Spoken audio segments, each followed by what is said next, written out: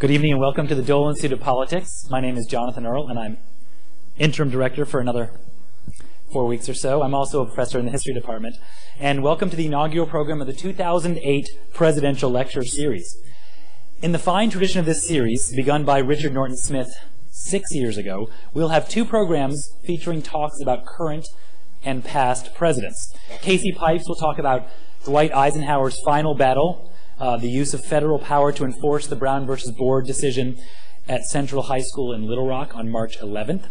And father and son dynamic duo Lou and Carl Cannon will discuss what they call President George W. Bush's, quote, troubled quest for a presidential legacy in the shadow of Ronald Reagan this Thursday, February 28th. Lou Cannon has been here before and is, I believe, universally acclaimed as Ronald Reagan's most prominent biographer. But imagine my pain as a programmer. This presidential lecture series is taking place during the most engaging, energizing, expensive, dynamic, wide-open presidential nominating process in a long, long time. Hence our title, The American Presidency, Past, Present, and, as we have tonight, Future.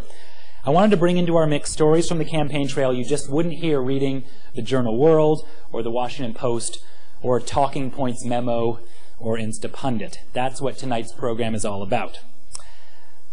I'm going to introduce all three of our speakers and bring them out to your applause.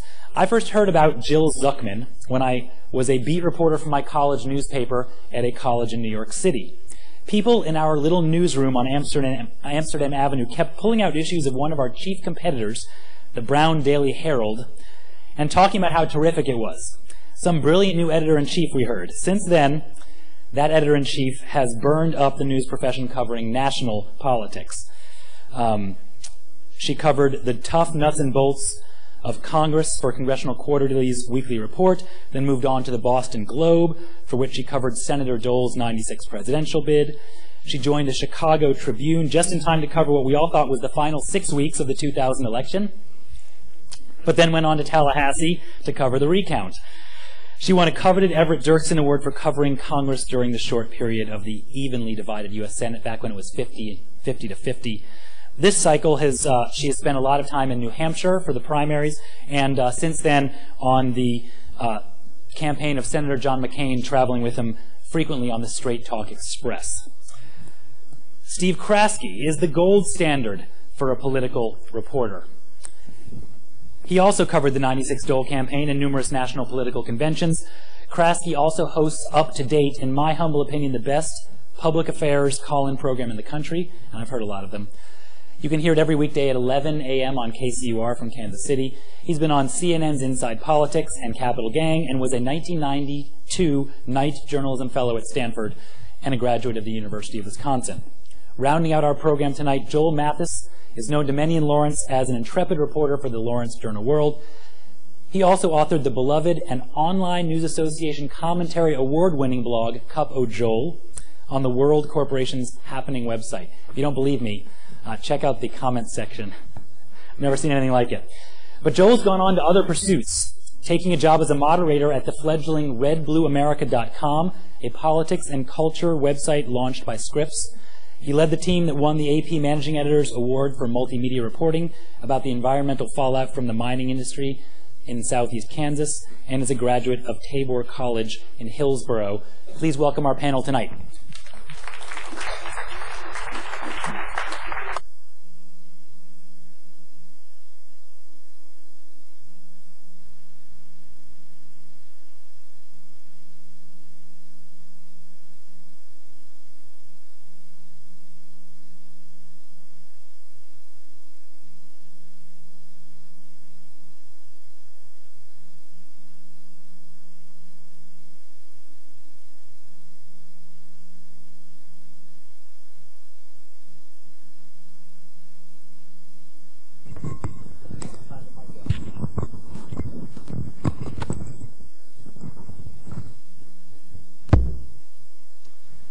I'm the dud. Welcome. Thank you for coming. One thing we discussed before we came on here is if we're getting any closer to having a presidential nomination on the Democratic side. I thought I'd just throw out for the three of you to discuss whether this thing is going to be over next Tuesday night, a week from tonight, after the Texas and Ohio primaries, or whether we're on to Pennsylvania and I guess Vermont is tonight, or a week from tonight, and Puerto Rico. That's where. Will you all be in San Juan this coming June? I hope. Okay, good point. Well, yeah, my sense is that, yeah, to answer your question, I think we are headed toward a decision here next Tuesday. You know, we're seeing the same pattern. I was saying at dinner tonight, we're seeing the same pattern in the polls in Texas and Ohio. We've been seeing now for 6-7 weeks across the country, and that is, you know, a campaign begins in earnest in the state. Hillary Clinton is up by low double digits, or even more than that. Then as the campaign progresses and Senator Obama gets better known in a state and has time to see people and campaign in a state, he begins to close that gap rather dramatically. And certainly some polls today in Texas now showing Senator Obama ahead for the first time, and dramatically closing numbers in Ohio. So, you know, yeah, it seems to me that the Clintons themselves have set this bar now that if Hillary Clinton loses either Ohio or Texas, this race is over. And it seems to me, and sort of the press is anticipating this, I think, very clearly, that my sense is that that's where we're going, which, of course, given this campaign, doesn't mean that the unexpected couldn't happen. But that's certainly what I'm beginning to see myself. I've already... Doesn't sound like it. See if it's on. No, it wasn't on. Perfect. Okay. I've already started working on my what went wrong story for the Clinton campaign. Don't tell anyone. Heard it here first. It certainly, I mean, nobody's asking Senator Obama's campaign, well, what are you going to do if you lose? Are you going to get out? You know, they're only asking Senator Clinton this, and it's for a reason, because things have not gone well for a while. And I think not only does she have to win both those states, but I think she would have to win them so decisively to give her some lift to move on, and to give her, the way the delegates are allocated in Texas, she could win the state of Texas but not get as many delegates as Obama does. And that just makes the math almost impossible for her. It's almost like a McCain, Romney, Huckabee situation where there was no possible way for either Huckabee or Romney to beat McCain in the race for delegates. And I think we're at about that point.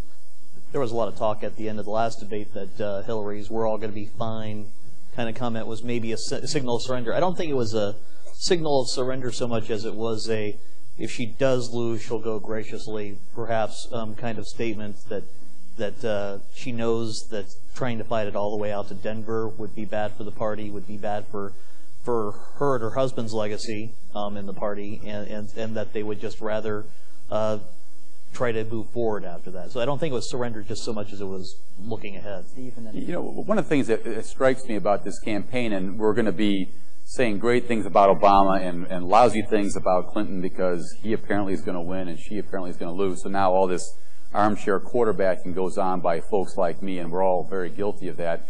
But one thing that really strikes me as interesting in this campaign is that a lot of the reporters have focused to some degree rightly on super delegates and delegate counts and who's ahead in the totals and all that sort of thing, and she can't win because the delegate split will be about even in Texas and all this sort of stuff. It seems to me what Obama recognized early on was that maybe a better barometer of success was going to be just stacking up states like Cordwood. You grab a Kansas, you grab an Idaho. We'll talk more about this later.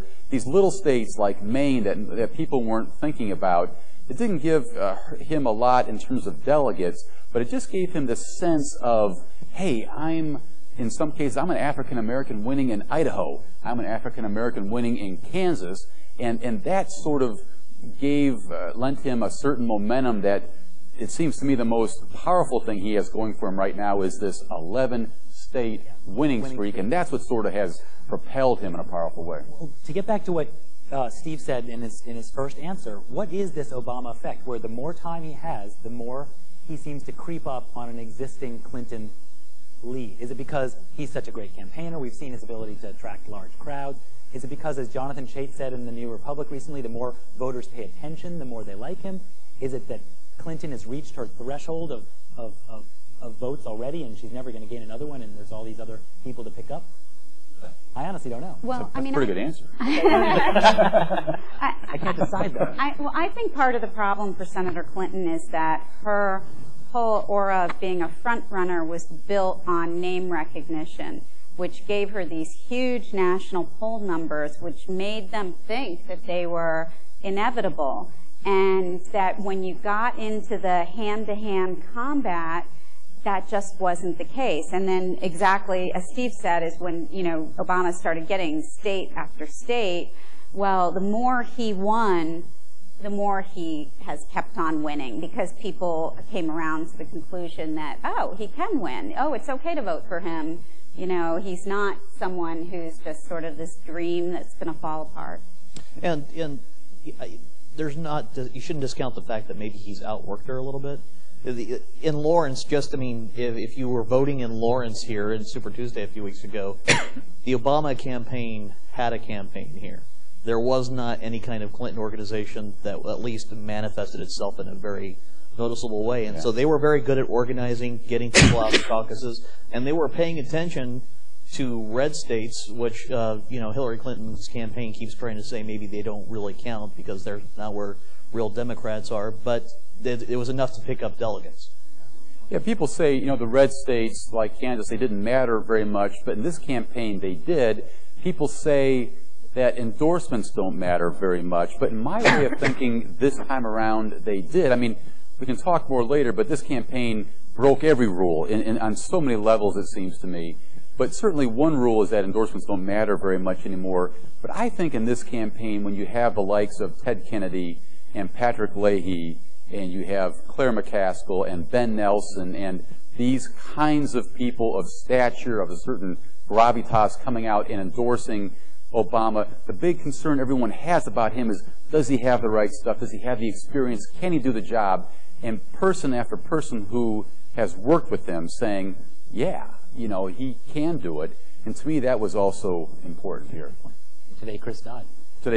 Yeah, and to the Republican side, which we were talking before we came out here, if it wasn't for this Obama and Hillary race that is so exhilarating for the American public, seemingly, the McCain death and resurrection would be one of the most intriguing and fantastic political stories of the last several decades. The woman to my left has spent a lot of time in New Hampshire for 6 weeks, you said, before the primary, and then has been with the McCain campaign ever since.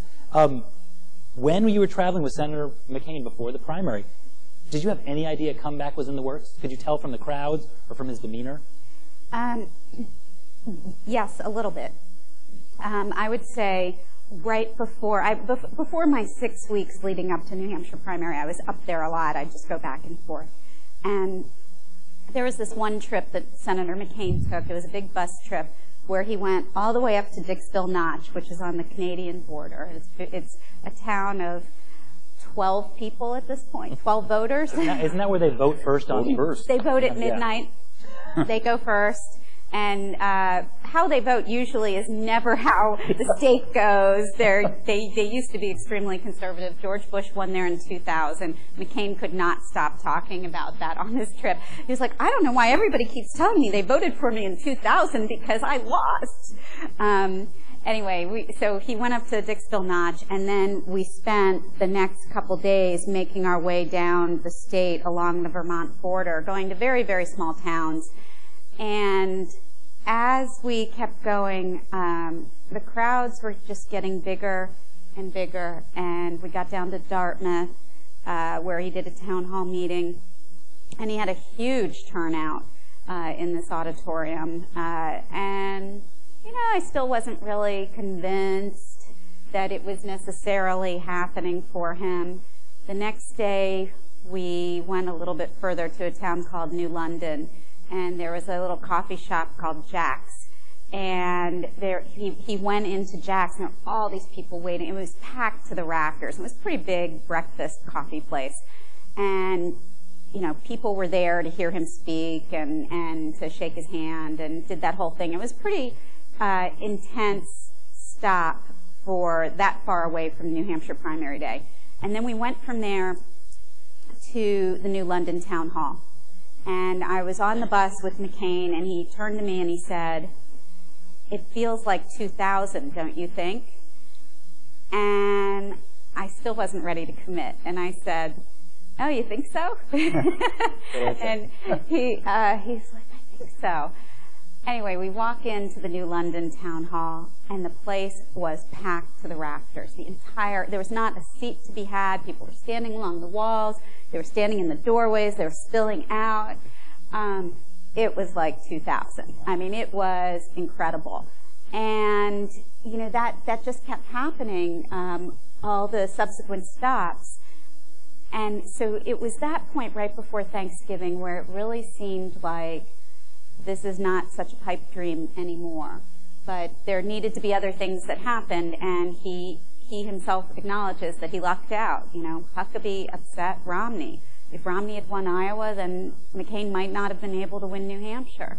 If Giuliani had worked harder and made New Hampshire a priority, then McCain might not have had all of those moderate votes behind him. I don't know if it was in a story of yours. I saw someone mention that he drew into an inside straight, essentially. Everything that had to happen did happen. That's right. And that's what he says. He said, "I couldn't worry about everybody else. I had no control over them. I had to just, do my own thing and just get out there and talk to people and campaign and hope that it all fell into place." And it did.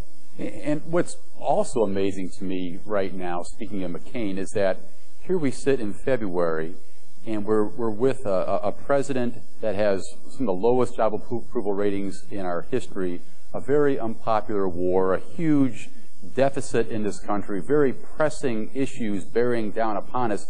22% of Americans saying this country is going in the right direction, and yet, you look at the polls, John McCain has got a shot at winning the presidency following this president who is struggling to the degree that he is.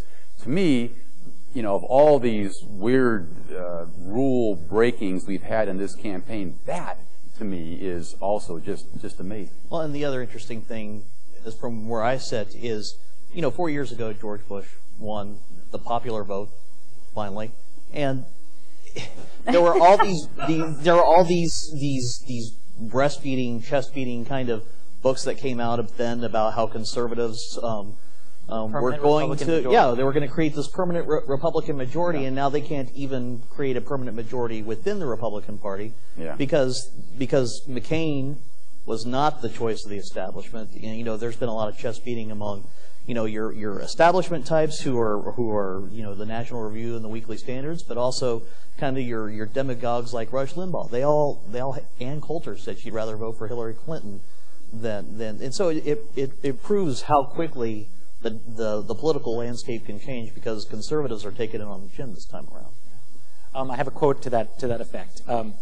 This is a column in the Philadelphia Inquirer written by former U.S. Senator Rick Santorum, who I think we can all agree represents that conservative wing. McCain has opposed pro-growth tax cuts and supported limits on political speech. He's pushed amnesty, that word, when it came to illegal immigration, and half measures when it came to interrogating terrorists. He wants to close Guantanamo and allow the reimportation of prescription drugs into the United States. Not only does he part company with conservatives on these and other issues, climate change, drilling for oil in the Alaska hinterland, federal funding on embryonic stem cell research, he invariably adopts the rhetoric of the left and stridently leads the opposition. What happened to this conservative wing, and will they ever vote for John McCain in the fall, or will they stay home? Well, I first of all, I don't know what ever happened to Rick Santorum to make him so darn angry. I mean, the Senate is it's very personal. He's angry at McCain. And what's incredible, McCain has worked with him on some legislation, and McCain says he doesn't even know. When Santorum was running for re-election, he asked McCain if he would come and campaign for him. He really needed his help. I mean, he knew he was in big trouble. So he turned on the charm. He really begged. He went to Lindsey Graham from South Carolina and said, "Please help me. Please get Senator McCain to come campaign for me. McCain campaigned for Santorum not once, but twice in Pennsylvania. I mean, he really helped him. And this is sort of... Still lost. Yeah, and he still lost, but maybe that's why he's upset. Can't blame John McCain. Yeah. I think, I'm not sure that Santorum is necessarily representative, but I did spend a couple days out in Colorado, in Colorado Springs, where voters are extremely conservative. There are a lot of evangelical voters there. It's the home base for Focus on the Family, James Dobson's group, and the Air Force Academy is there. So it's seriously conservative. If you're a Republican, you got to win big there to win in Colorado. And there was a lot of unhappiness about McCain. It was a big Romney area. People liked Romney for some reason, and Huckabee was not a factor in Colorado. Right. I don't think maybe he didn't put any time in there, but Romney went in early, scooped everybody up. People had a very positive view of him. Did they say whether they're voting for McCain in the fall if he's the guy? Some people said they would not vote. They just said, I'm going to stay home. They were so appalled at the idea of McCain. And that's important in a swing state like Colorado. Why is Santorum mad at McCain? How about Kansas? Conservatives here, religious conservatives, mad at Sam Brownback. I can buy any quote I want from a religious right leader these days, angry at Brownback for his vote on immigration. He voted with President Bush on that issue and Senator McCain. They are furious. They have had it with him. And God, Sam Brownback has been with them lockstep for a decade, more than a decade now, and that marriage is over, which isn't to say it can't be, things can happen. Maybe Brownback runs for governor a couple of years and wins. But boy, today, a few months ago, there is serious heat in that marriage right now. Well, and, Jonathan Chait, the New Republican, kind of demonstrated here in the last couple of weeks that after the 2000 election that McCain got very burnt on, he really did flirt with becoming a Democrat. He joined the Democrats on a number of initiatives, like Rick Santorum said. And there was some talk about either party switching. There was some talk about him running for vice president with John Kerry. And I think Republicans have long memories, and they have a premium on loyalty. And I don't think they feel like they're going to get the loyalty from McCain that they want to give to a presidential That's a great observation. Do any of you know how close John McCain came to joining Kerry's ticket in 2004? Is that something that he ever talks about? He says that he met with Kerry to be polite because they were friends, but that he's a Republican and he never considered it and he wasn't going to leave the Republican And Tom Party. Daschle's not going to come out and say tomorrow in a big news conference that we were this close? I mean, he could, but I mean, he was this close to switching parties in 2000. Being this close and actually doing it are, two different things. That's a very good point. Steve, I saw you in Des Moines before the Iowa caucus in December. I saw you in a gym on the south side of Des Moines for an Obama rally. What were your impressions right then, before that historic caucus night? Did you see Obama surging, and did you see John Edwards and Hillary falling behind at that point? Well, sure. How many of you have seen Barack Obama in person and heard him speak live? Okay. People on this side of the room. This side of the room. That side of the room. Better get with it, yeah. Well, I have any number of reactions to Senator Obama. When you're in a room with him like that, there is energy that you can hardly believe. And even veteran reporters who have been in this business for a long time sort of look at each other and just sort of go, wow.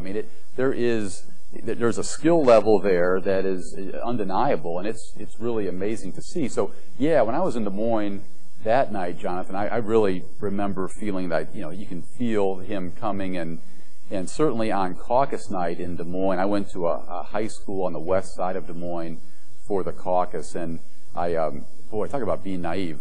I went to grab a bite to eat, and I drove past the high school where the caucus was on the way, and it was 6:15 for the caucus began at 7 o'clock, and the parking lot of the high school was just packed. And I'm thinking, even though I've been up there for a while, I'm thinking, it's kids late, sports, parents picking up kids. I'm thinking that it's a huge, big suburban high school parking lot, and it is wall-to-wall cars. And I finally, get there and I park and I, go into the high school, and I'm walking through the parking lot, and I come up to this young girl who's going in. I say, hey, do you know where to go here? She says, oh, yeah, I go to high school here.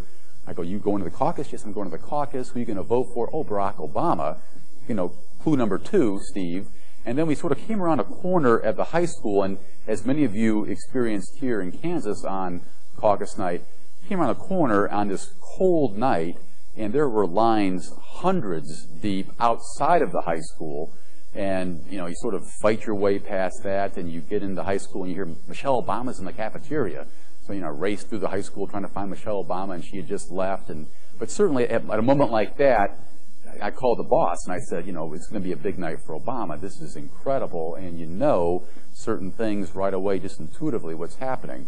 But, you know, the other thought I've had, having covered Senator Obama now, I don't know, a bunch of times, you know, seeing his rallies, you know, the cynic in me does sort of say, here's a guy who gets up and he's talking to an audience, and he's basically saying, you know, the cynical side of me says this. He's saying to y'all, y'all want health care? I'm going to get you health care. Y'all tired of Iraq? We're going to get you out. Y'all want to get the budget deficit taken care of? I got you covered. You all need more training to get better jobs? We got you. Anything you want, he's offering it to you. Now, you can make the same argument that Hillary Clinton is doing much the same thing in a different sort of way, but it's all there. I mean, it's hard to walk away from a Barack Obama rally not feeling good because he sort of has you covered on whatever it is you're looking for. The striking thing, too, about those numbers, the thing I noticed, I was out at the 4-H fairgrounds here in Lawrence the night of Super Tuesday, and there were 2,200 people showed up at the 4-H fairgrounds, and somebody told me that an old Kansas Democratic pro that was probably more people than caucused in all of Kansas in 2004. but yeah. Over at one part of the room, there were about 200 people lined up, and they were all independents and Republicans who were re-registering on the spot, had come out to re-register on the spot just so they could caucus for Obama. I went through that line and asked a lot of people, and 9 out of 10 were there because they wanted to support Obama. These were independents and Republicans. What was interesting in New Hampshire, though, was that he was getting the kinds of turnouts that Steve was seeing in Iowa. But it didn't happen. Thousands of people would come out to listen to him, but he wasn't closing the sale with everybody. People wanted to see him almost like a sightseeing attraction. Yeah. Like, hey, yeah, it's a once-in-a-lifetime opportunity. Got to go see what he's got to say. But they weren't necessarily leaving convinced. But we were all kind of fooled by those huge crowds. And he didn't have to bust people in from Massachusetts like maybe one of his opponents did.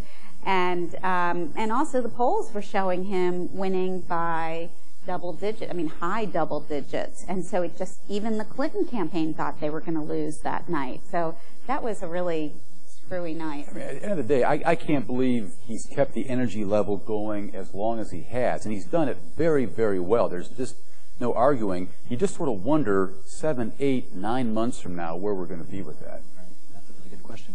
I mean, I remember the night Joel was talking about, there were bigger traffic jams on 19th Street on the way to the fairgrounds than I've seen after a Jayhawks game at Allen Fieldhouse. It was really a strange thing. That's incredible. Yeah, it is. Joel, this one is actually directed at you. You're now moderating a national political site at the very moment where new media is at the center of the current campaign in some ways. What have you learned there that you didn't know when you were a dead tree print reporter? Thanks a lot. That I could work all day in pajamas. My wife doesn't really like it if I do that, so I try not to do that too often. I think one of the things I've learned, and I'll grant you, this is the internet, and I spent some time on the internet site at the Journal World too. And if you spend any time on the Journal World comments section, you know that there are a lot of screwy characters there. They might be here tonight, so be careful. But I think actually the thing I've learned is that and I hate to even say this because it bothers me, but I think that Barack Obama has more of a problem with this Muslim thing than anybody really knows right now. I think it's a persistent smear. Not that being Muslim should be a smear, but when you're leveling against him, as falsely as it is, it's a smear. And that even though there's been ample documentation to counter this, it's persistent. Right. And we were talking earlier this evening about whether Obama can possibly, challenge in a red state like Kansas, and all other things being equal, sure, but I think that's got enough legs and life to it that I think that may end up being a problem. Well, let's actually talk about these hoax emails, because now there have been enough of them, at least, especially in the Obama campaign, but other people too. And John McCain sure got slammed pretty hard 8 years ago. But he's a Manchurian candidate Muslim that's going to secretly enter the White House and declare his Islamic faith. He doesn't pledge allegiance to the flag during the pledge. Yeah. He doesn't wear the lapel pin. And he doesn't wear the lapel. He doesn't wear the lapel. No, he doesn't pledge. He doesn't put his hand on his heart during the Star-Spangled right, but that's not what you learn on the emails. Okay. There's a very kind of I've gotten this one 3 or 4 times where John Edwards and Hillary Clinton in Iowa have their hands over their hearts, and the emails about how he doesn't pledge allegiance, he refuses. But that picture was actually from the Star-Spangled Banner, when I've noticed that some people do put their hands over their hearts and people don't. How do these things get into the mainstream media is my question for especially you two on the left. Because it's one thing to have crazy people on the internet circulating these things for good or ill, but then all of a sudden CNN had one of its little Chiron crawls I noticed yesterday saying, is Obama patriotic enough to be president? That can only be talking about this stuff. Well, I think it gets into the mainstream media because I've already written a column about this very topic saying, hey, folks, this is nuts. But I think we feel duty-bound to sort of respond to it and let people know that, this isn't accurate, and just educate you in terms of what are the facts when it comes to Obama's faith and everything else. And I think that's how I feel my entree point is there when it reaches a certain saturation point, and I'm getting phone calls and email from readers saying, hey, what is the deal with this? Can you set it straight? And that's when I enter it. Yeah. But it's really easy for the media to even mishandle these things. I think a lot of people remember a few months ago the Washington Post tried to do this piece that was, as a journalist I thought, they're trying to debunk these Obama Muslim rumors. Right. And that's not how anybody read it. How they read it was that they were actually kind of promoting the rumors. And once that gets out there, it's really hard to cram back into the can. How about on the other side? I know from my little brother who's on this campaign too, every day his inbox and his email account is filled with stories pitched by opponents' campaigns. And that seems to be where this picture of Senator Obama in Somali chieftain wear came from. I mean, opposing campaigns are always trying to say, do this story. When I was last with my brother, the Clinton campaign was trying to get the Obama folks to answer a story about how Obama had been to a fundraiser at Bernadette Dorn's house, and she was a Weather Underground person in 1972. And lo and behold, I finally did see it in the Politico. It made it at least to the blogosphere. How do you deal with these suggestions from opponents' campaigns that you should do this story? Well, it doesn't have to come in the form of an email. I mean, in older campaigns, they would call you up and suggest it. I mean, this is as old as can be. And one of my friends who first worked for John Kasich's campaign in 2000 and then went on to work for Senator McCain's campaign, then he used to say how he would talk to me every single day and that I would nicely say no to like 95% of his ideas that he suggested to me. And you have to judge for yourself whether it's something that is worth looking into. And then if you think it might be something, you can't just take their word for it. The old saying in journalism is, if your mother says she loves you, check it out. I mean, if somebody gives you opposition research, you can't just put it in the newspaper because they might give you half of the sentence or one sentence instead of the whole. I have no doubt that Obama did go to a dinner at Professor Dorn's house. She's a professor of law at Northwestern. It's in his district. Well, then who cares? Right. Okay. I mean, you gotta decide. And in theory, what the Clinton campaign, they've been so good at placing these items. Here's what they do. They're not trying to get the big front page blockbuster story. They're trying to get Steve to write one item in a blog or me to write one item blog. And if they can get 3 different items in 3 different places, they can string them together, put them in a document, send it to everybody. Look at this, Obama, blah, blah, blah, you know, and so they can make some case that they're trying to make. And that's how they go about it. And everybody, I know, at least, you know, we're always hungry for something new, something to put in the blog, something quick. And I think a lot of people are these days, not just the big story. And I think that's how a lot of these things get going. I mean, everybody hates email, but I really hate it now because you're literally at the paper. I'm writing a story, and in 10 minutes' time, I can have 25 email in my box. Point being that any one email has not a whole lot of currency anymore. But the campaigns are just so sophisticated with it now. I was listening to Maura Eliason on NPR coming in here tonight, talking about these debates like the one we're all missing tonight. Hallelujah. And yes, and these debates go on, and literally during the course of the debate, Senator Obama will say something on health care, and within seconds in your inbox comes a response from the Clinton camp saying, hey, that's inaccurate, here's the reality of the situation. And it goes like that back and forth all night. And I don't know about other reporters, but you just don't have time to read that stuff if you're trying to hit a story on deadline and trying to explain what happened during the course of the debate. But it is an avalanche that just never stops rumbling. I mean, not only that, it's crashed my system. I mean, my mailbox gets so overloaded from all this stuff that I literally cannot reply to emails because I have to get rid of a lot of this stuff. I mean, they in some campaigns, they not only put the text in the email, then they do it as an attachment too, just to make it even, you know, bigger. It's big. Yeah. I want to work our way to the big media story of last week, which I'm sure people here want to hear about, and that's the New York Times above-the-fold front-page story about Senator McCain and his general relationship with lobbyists in general, and specifically one lobbyist for the telecommunications? Yeah, telecommunications industry. That story, actually, I remember, I read the Drudge Report like a lot of people, and you know, it kind of makes me sick to my stomach. I saw something about that story on Drudge back in December, went away for a while, and then all of a sudden there it is on the front page of the paper of record. What will the effect of that be for the McCain campaign, and what do you 3 professionals think about that particular story? Well, I think McCain won that one clearly because that was, we talked about this earlier, that was such a badly constructed story. And I say this as somebody who doesn't really want to see McCain become president. And I'm the blue moderator, so I could have an opinion that way. But that was such a badly constructed story that, and the New York Times already has a reputation among Republicans and conservatives, certainly as being kind of a liberal outfit that's just serving the interests of the Democratic Party.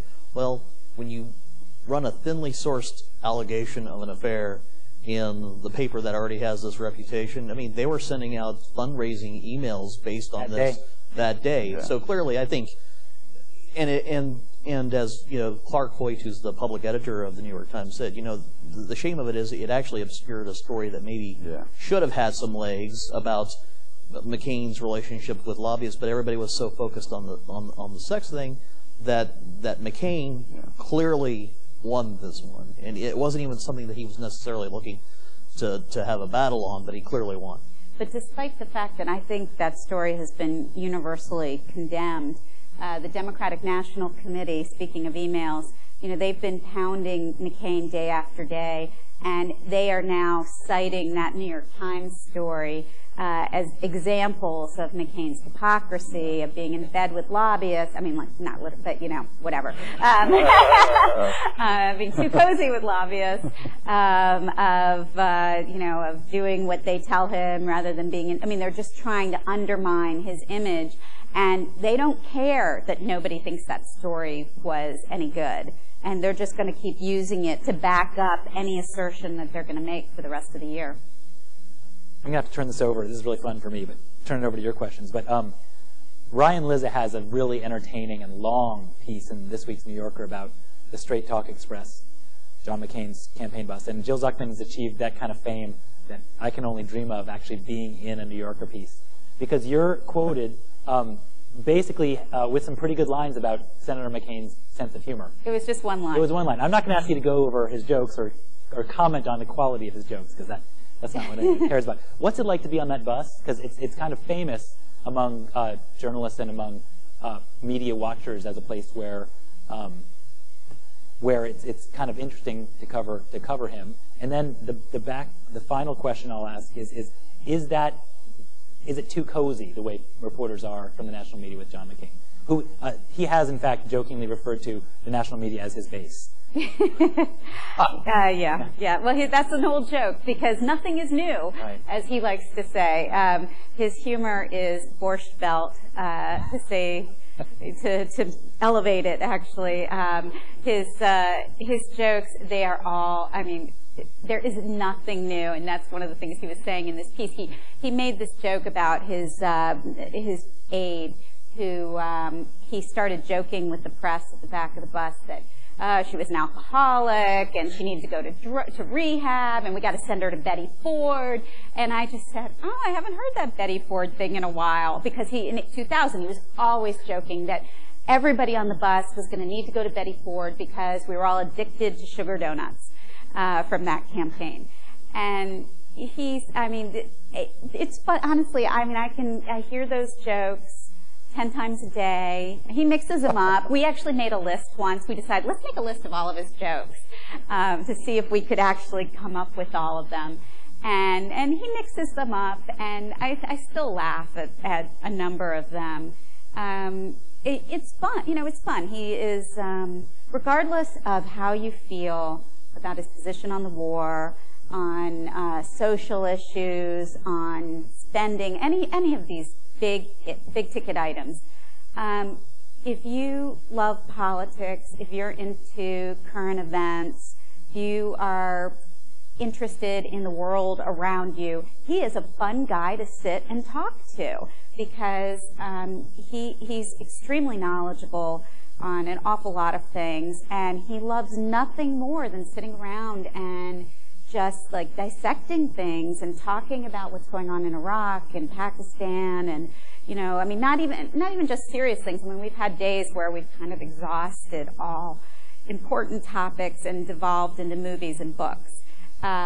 It's very interesting, and I was just discussing this with a reporter who's writing a story about the press and coverage of McCain, and one thing we have to remember is that at the beginning of last year, he got horrible press. The media was so down on him because he was so fervent in his support for the war in Iraq. And, Republicans were upset with him because he was so down on Rumsfeld and that he was saying the strategy was wrong. He just was getting brickbats from everybody. And it did not matter that he is willing to either stand in the Senate off the floor and answer reporters' questions until they don't have any more, whether he's doing it on the bus. So I think that the benefit that he gets out of talking to us is that when he throws out a line like, I want to stay in Iraq for 100 years. If he says something like that, well, I actually know what he's talking about. Not just that one little line. I know that he's talking, what he has been arguing is, nobody cares that we're still in Korea. Nobody cares that we're still in Bosnia or Germany. The fighting ended, and we stayed there, and we maintained a presence there. And it would be fine if we stayed in Iraq for 100 years in that capacity, but, we have to. That's his whole thing. So it's sometimes, if he says something slightly outrageous, I think people who cover him don't automatically go, oh my God, stop the presses, because you sort of know that he's just being himself. Well, at least the media media fawns over Obama. If you saw Saturday Night Live this week, you know what I'm talking about. And certainly reporters who cover McCain have, a lot of them have a very good sense of him. At least that balancing act won't be skewed too badly this November. And now I noticed in Dana Milbank's column this morning in the Washington Post that the Hillary campaign is actually talking about that skit.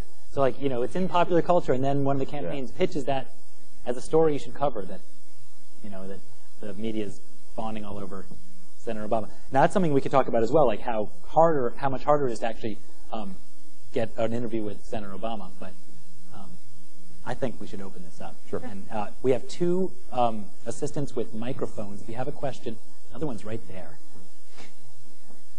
We have two up here in the front. A question for the two print reporters. How much time do you spend on blogs as opposed to writing for the paper? And Joel, I don't want to leave you out. Do you miss seeing words in print? Oh, who has answer first? Well, yeah, it's more work. Usually the blog items tend to be things you turn pretty quickly. But by all means, at my shop, maybe 10% of the political stories that I do in total end up in the newspaper. Maybe 80-90% are on the blog, which is Prime Buzz at kansascity.com is our political website these days. And yeah, it's really out of bounds, but we can put all kinds of stuff up on that blog. It's of course insatiable, and you can go on forever. And so we dump stuff that would never see the light of day in the paper. We dump it in there. Yeah, it's the same for us. We have a blog called The Swamp, and we just throw everything up on it. But one of the things we also do is video. So today there was this disc jockey in Cincinnati who was warming up the crowd at a McCain rally. McCain wasn't even there yet. And he started talking about Barack Hussein Obama. And he kept saying his name like that over and over again and was extremely disparaging of both Obama and Clinton. And so McCain arrived. This guy had already gone. And McCain said, I don't agree with him. We're going to have a respectful campaign. I respect my competitors. We're not going to do that kind of thing. I reject what he did. And so that we have that video up on our website because it was sort of a dramatic moment and people want to be able to see it for themselves. You can't be at every campaign stop around the country, but you can look at it and read a little bit with it too. So we're trying to do some different things that you can't necessarily get in the paper. You might disagree, but boy, my sense of this campaign, speaking of politeness, to me, this has been an extraordinarily polite campaign, really from start to finish. Of course, there's been a few moments here, and there's a number of reasons for that, I think, including how competitive it is and that kind of thing. But boy, at least for now, it seems to me America has really turned a corner in terms of what it's willing to put up with from candidates, what kind of negativity. Now, you'll be laughing at me a few months from now as we go into the general election campaign and all these special interest groups weigh in. But boy, it seems to me that those kinds of strident arguments have really sort of been pushed to the sidelines, and Americans are not only expecting but demanding something very different in terms of discourse these days. Tom, I'm glad you asked about print because I want to make sure that everybody knows that I am co-author of, with my conservative counterpart of an op-ed column distributed by Scripps. Ask your local newspaper to carry it. But most of what I do is online. And do I miss print? Not that much because as a journalist in the 21st century, work is work, and you got to go where the audience is. And I think that right now, a 21st century political junkie, if you're not online, then you're not really a political junkie because you're missing out on a huge chunk of the conversation. So I have professionally gone where a huge chunk of the conversation has gone. Steve was talking at dinner tonight that most of the work you do goes online. It's not in print, so it's online is where it's at.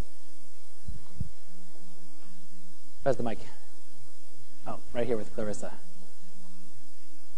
I have two questions. One, of the candidates that you know, which one or all three has the most common sense approach? And then my second question, what would be the most likely vice president candidate among these three candidates that they'll choose? That's asked you to be subjective. I couldn't really answer who has the most common sense. I mean, they all have different ideas about how to go about doing things. If I needed to rely on somebody to, clean my kitchen and take care of my house or something while I was out of town, who would have the most, I don't know, I mean, I think of that as sort of like street smarts. And it's hard to know. Yeah, I don't know either. I'm not sure I touched that one.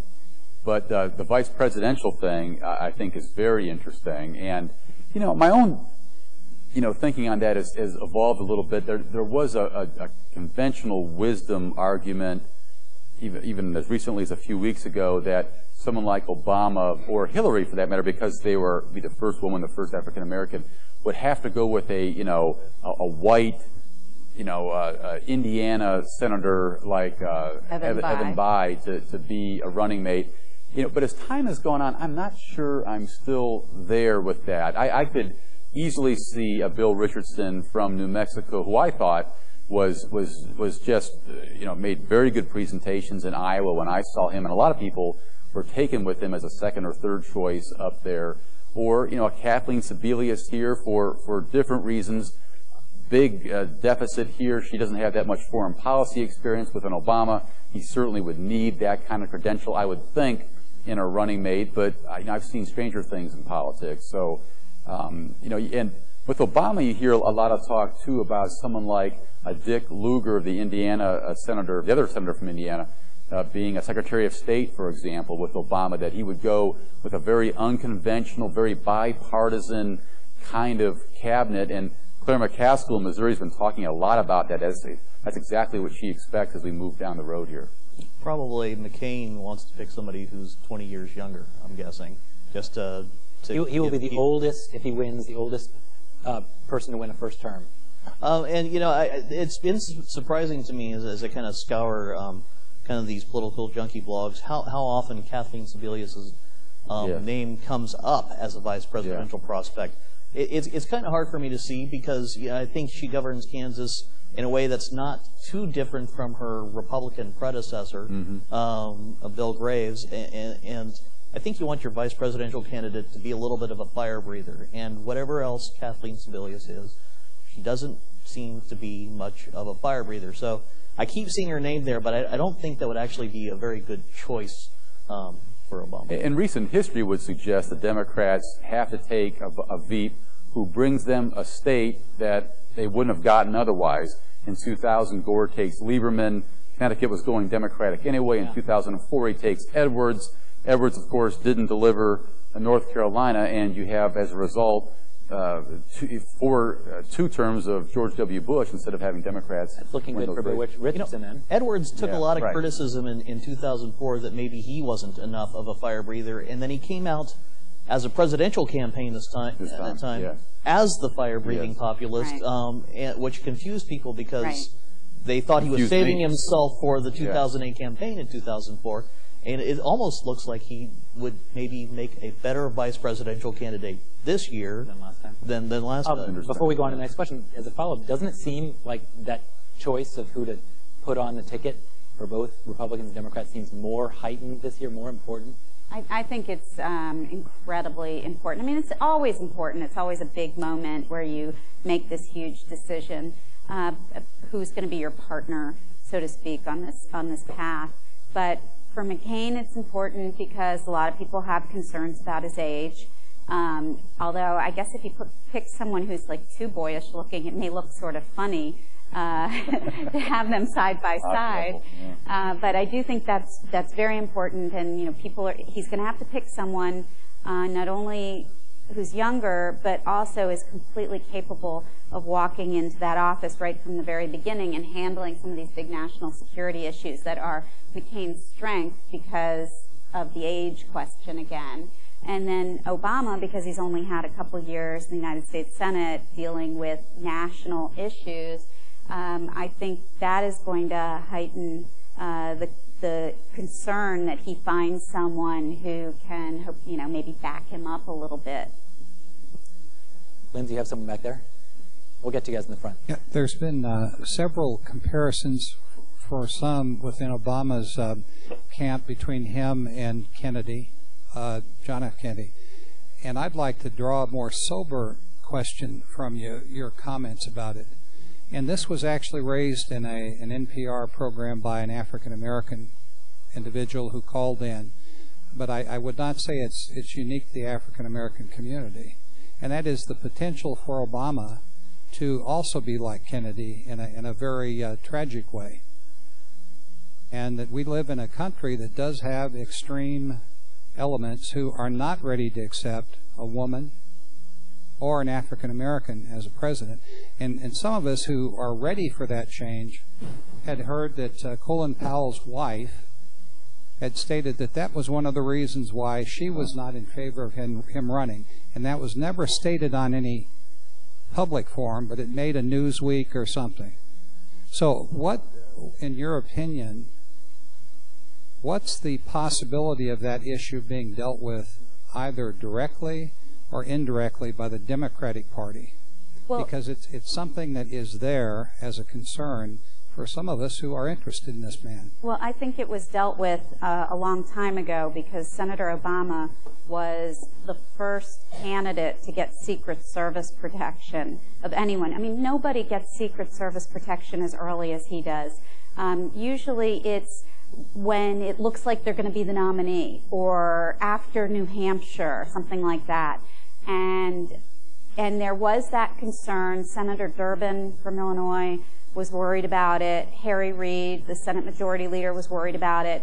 And they told Obama, we're making sure you get Secret Service protection and don't even argue with us. And I don't know how many threats there were, if there were just a couple, or how serious it was, but they didn't want to fool around with it. So he was asked about this recently. There was a New York Times story, I think it was yesterday, on this subject. Yeah. And he just dismissed it. He said, look, I've got the best protection there is. The Secret Service is with me, and there's nothing more to say about it. And as far as the party dealing with it, I think you started to see some pushback. I've seen some people starting to talk about the idea that the 60s were a different time, that maybe, and this is kind of gruesome to talk about, but during the 60s maybe there was a bit of an assassination fad that doesn't exist in America right now, because it wasn't just John F. Kennedy Jr. It was Robert F. Kennedy, Martin Luther King Jr., Malcolm X, even George Wallace.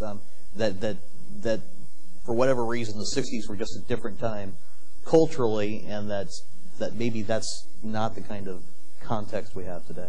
I appreciate what Joel just said, but as someone who's covered him and covered all the candidates, I've been struck for a while, just to be gut level honest with you, that it worries me. When I'm out there, it's crossed my mind any number of times. The New York Times story that Jill just referred to, I think, if I'm you're reading so much these days, but there was an example of a rally recently for Obama. The lines were really long. They just sort of let everyone in the last minute because they just couldn't screen everybody. But my sense is that you never know what the Secret Service is doing. They work in mysterious ways, and you sort of recognize some of them sometimes when you're out there a lot, and other times you don't really know who they all are. But having said that, yeah, I think it's a worry. It's crossed my mind. We've talked about it in the newsroom, and I think at the presidential candidate level, when you're in Iowa, when you're in New Hampshire, when you're in those states, I have found just generally over the years that security to be surprisingly lax. And you're right, this new century is not the 1960s, but this is an era of terrorism too. And boy, it worries me. He said in that article that Bobby Kennedy and MLK did not have Secret Service, which I think is a good point. But I know that every time I've seen Senator Obama, I've tried to count the service people. And people do it. It's just terrible that we think that way. We were talking about Clarissa, in the very back, and then come up to the front here, too, afterwards. Well, I'd like to make a statement first. You keep referring to Obama as an African American. Remember, he's half white.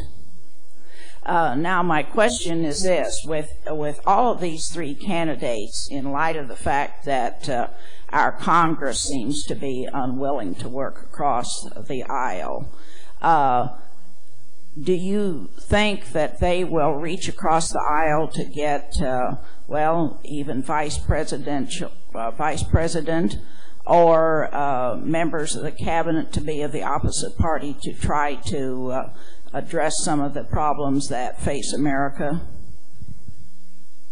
I think it's unlikely that any of the three will choose somebody from a different party to be their running mate, because part of what what they have to do is unify their party and then move on and attract other people. And picking the running mate is part of unifying the party. I mean, I know a lot of people have said, oh, what about Joe Lieberman for Senator McCain? And McCain himself was asked, do you think that the Republican Party would accept a running mate who is pro-choice? And he said no. And I mean, we didn't ask him about Lieberman. We just asked him about that issue. Lieberman is pro-choice. I just don't see that happening. And I think it's entirely possible with McCain and Obama that they each might choose somebody from the other party to be in their cabinet. You know, one thing I would really like to see more coverage of, and there are a whole bunch of things about Senator Obama that I still find myself wondering, do I really understand where he's going, what he's about? One thing I want to hear from him are, what are his initial priorities? What are the things he wants to do coming out of the gate in terms of where he's going? The conventional wisdom in American politics going back decades has been a president who gets 2 terms gets, 2, 3, maybe 4 big ideas, a shot at implementing big things, and there's a limited number of things you can try to do. Now, certainly with Obama, you begin to wonder, is there a new way of approaching this, given the breadth of issues that face this country? Would he be someone who would come in and say, I'm going to try health care, I'm going to try entitlement reform, I'm going to do Iraq, all in the first year and a half or whatever? But there might be a new paradigm there, a new way of approaching it if he can work with Congress to make that kind of thing work. But I haven't seen him really deal with that question. What are his initial priorities of all these things he's talking about? Where does he want to go first? I still want to know. Well, I think Senator Clinton has talked about that some. And I think you don't necessarily have to try to do 3 different kinds of major legislative proposals all at once. I think the Democrats believe that just putting a Democrat in the White House, they can do a lot of things by executive order, like lifting the ban on federal funding for embryonic stem cell research would be one. Right off the bat, you don't even have to deal with Congress on that. And I think, they think they could make some pretty dramatic changes.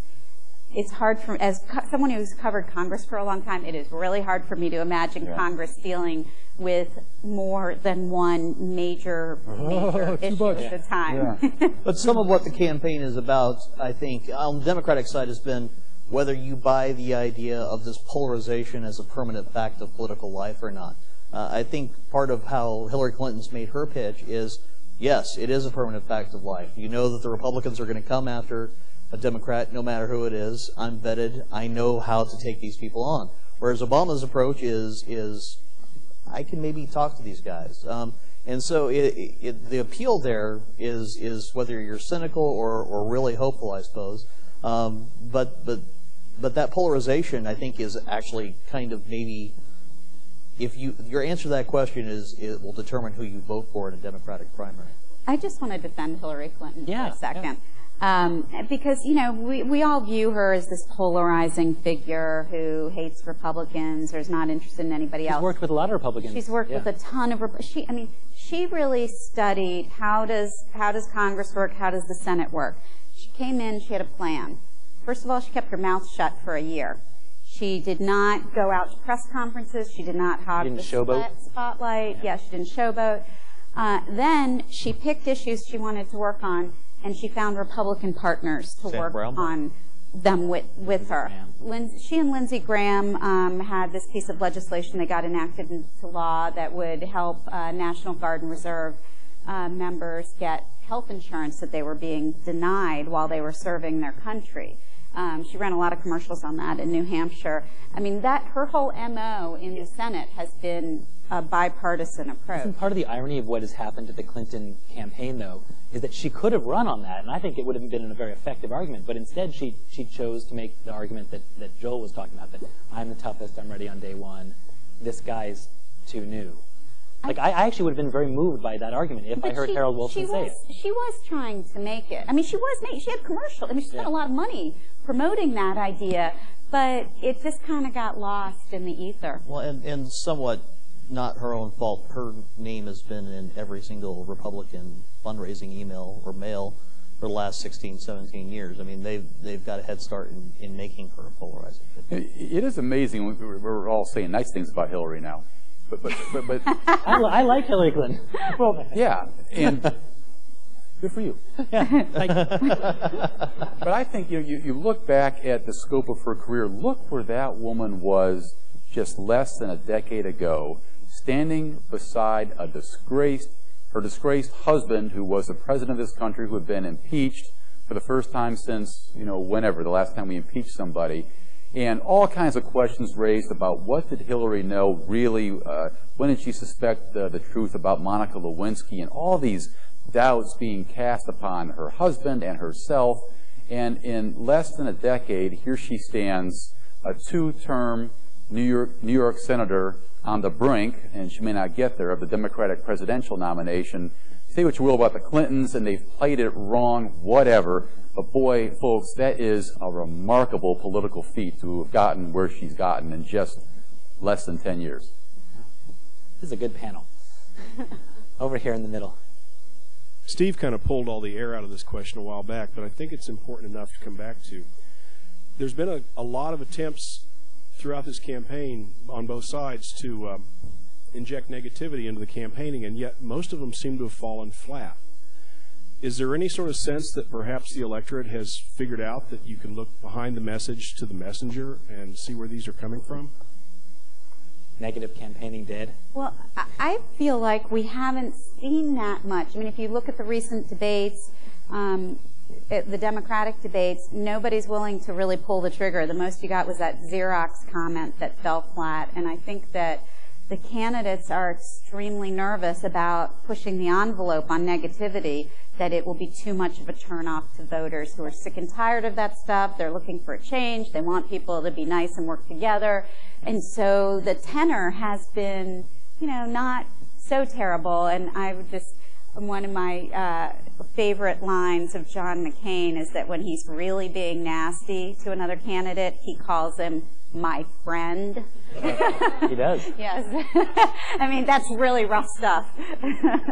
Well, I just think, the rules have really changed this time around, and you can look at any number of examples. Who would have thought sitting here tonight that the Democratic candidate for president, who easily won New York and easily won California, is going to go down, it looks like, in this nomination? It is just an amazing thing to me. So many little rules have changed. The old rule out of Iowa, I've covered Iowa for years, Iowans take great pride in saying there are only 3 tickets out of Iowa. You got to finish first, second, or third to have any chance at winning your nomination. Well, folks, John McCain finished 4th, in Iowa this time. And I think the negative campaigning, it just speaks to, I think, the great hunger in America for a different kind of politics, a more centrist kind of politics right now. It's a new day, and the fact that Barack Obama is potentially going to be the next president of this country, I think just says it all right there. But a couple of thoughts. One thing is, thanks to 527's, negative campaigns don't have to do their own negative campaigning anymore, and we saw that in the 2004 election. Great point. The other thing is, Steve talks a lot about all the rules changing, but rules don't tend to change that dramatically over time, I don't think. And I think the real test of the power of negative campaigning, we'll find out, is if in the last week of the general election, if we are tied in a dead heat going into the November election, you will see then, A, whether there's any negative campaigning, and B, whether it works. I think inside the party, there has been a reluctance to push those negative attacks too far because you're alienating your own potential base of support. And so what you can't push negative attacks too far. It's Ronald Reagan's 11th commandment. You don't want to push them too far because those are people you need to have on your side. You get to the general election, gloves might come off a little bit. Well, if this general election is a McCain-Obama general election, I wonder how rough it's going to get, because McCain talks a lot about wanting to have a competition of ideas. Let's debate the ideas, and let's be respectful. That's how I read the video that you linked to on the swamp today. Yeah. He kind of got out the same day and well, McCain got in trouble in South Carolina when that woman voter asked him about Hillary Clinton and called her a bitch. And McCain didn't react immediately. I mean, most people have missed this, but there was a man in the audience who then said, "Sounds like my ex-wife," and McCain smiled. And then he got in huge, and he didn't come out and repudiate what she said. And so he's really trying to preempt any criticism of him for what other people are doing. But he also really means it. I mean, he, first of all, has a friendship with Senator Clinton.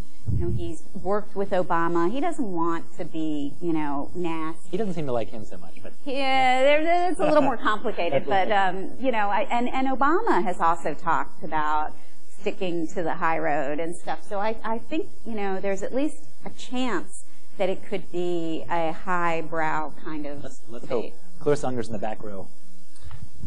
I'd like to ask you guys, as journalists dealing with the new media all the time, how do you feel that that's affected, say, the 18 to 24 or 18 to 25-year-old voter generation? Do you feel like the blogosphere and Facebook has really drawn out the younger voters, and do you think that they're going to have a large impact on this next election, or are we going to see low voter turnouts as we have in the past among, say, 18 to 25-year-olds?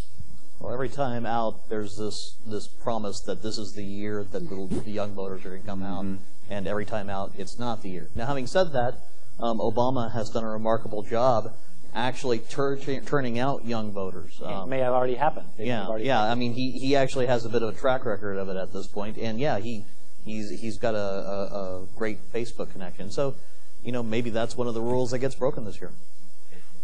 Yeah, and it's my sense is that there's a greater understanding in America right now about, maybe I'm getting too academic here, but just a sense of how important these elections are. I mean, let's just step back for a moment and go back to 2000, and what if Al Gore had been granted the presidency, and say he won the presidency, you got more votes, but what if Al Gore had won the presidency? Where would we be in America today? I mean, you go through the list right now, would we be in Iraq? I think probably not. No Child Left Behind? Those tax cuts we got coming out of the gate? I don't think so. John Ashcroft for Attorney General, Alberto Gonzalez as Attorney General, the politicalization of the Justice Department that we've seen so far. Now, to be sure, there would have been other issues and probably other scandals and other kinds of things. But I think, for the first time in a while, 2000 does sort of stand as this benchmark moment where America went this way instead of that way. And I think, young people, who are looking at the prospect of some of their buddies going off to war, see that now in a more tangible way than they have before. I think more voters see it now than they have before, given the dramatic way this current administration has just foundered so dramatically on the shores of America with these poll numbers that are what they are. Well, it's scary to remember, too, that the low end of that group that you're talking about, 18-year-olds, they were 10 in 2000.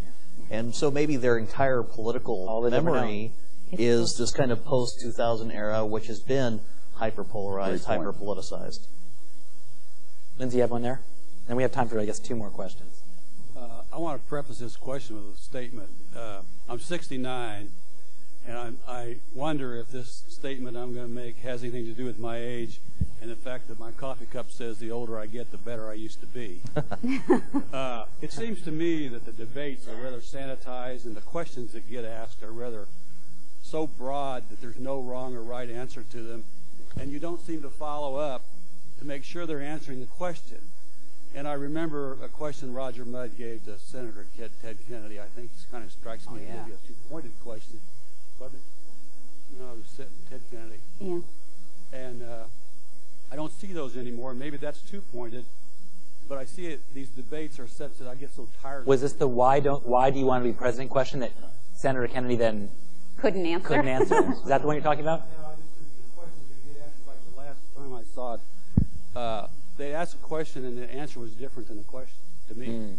Oh, so I see. So in other words, people in debates can just say whatever they want, regardless of what question. Say something that lied, but not direct to what the question was. And the press doesn't follow up to make sure they answer. I promise you that if I'm on one of those panels to question the presidential candidate at a national debate, I will follow up. No, I think if you watch these debates, and I've been live blogging them. Tonight's the first one I've gotten off. It's a media critic's dream. Because there's something to find. The horrible one was the South Carolina debate, in which they spent half an hour trying to get Hillary Clinton basically to say, yeah, those were some racist things that my campaign said, and to the exclusion of actually talking about any issues. I mean,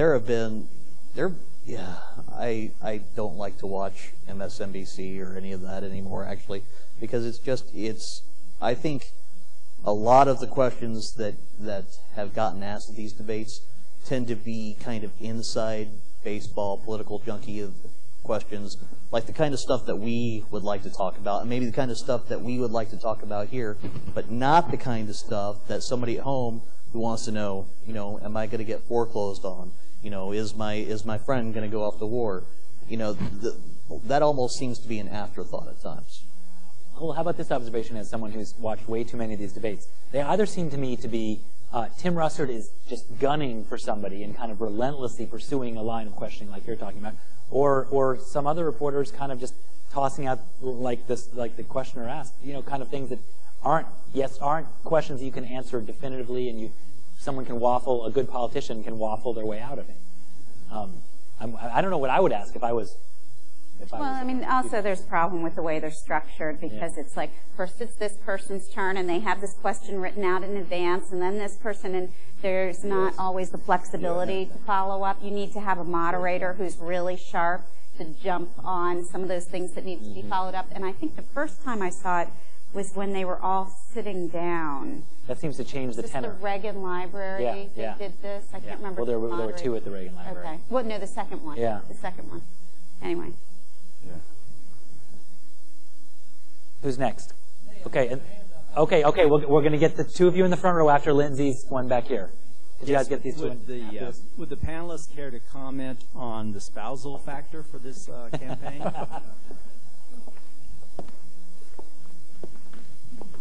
Is there something beyond that? Are you talking about Bill Clinton, or do you want to know about the wives? The wives? I think I've seen compelling stories about Cindy McCain, Michelle Obama, and President Bill Clinton. It seems like it's interesting because it seems a lot of the criticism directed at Barack Obama here in the last couple of weeks is not actually directed at Barack Obama at all, but is directed at his wife, which, you've covered more campaigns than I have, but that seems kind of unprecedented.